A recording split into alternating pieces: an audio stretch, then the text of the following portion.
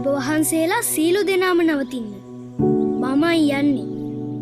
අනේ සරියුත් මහ තෙරුන් වහන්සේගේ ගෝල නමනේ ඔබ. අනික අවුරුදු 7යි වයස. කොහොමද ජීවිතය බිලි දෙන්නේ? ඉන්න මම යන්නම්. මම කොහොමද වයසක කෙනානේ?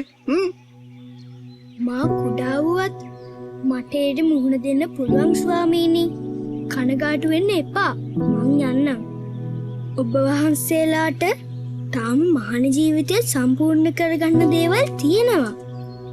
භාග්‍යවතුන් වහන්සේ මාව මෙහි එව්වේ මේ බව කලින්ම දැනගෙන.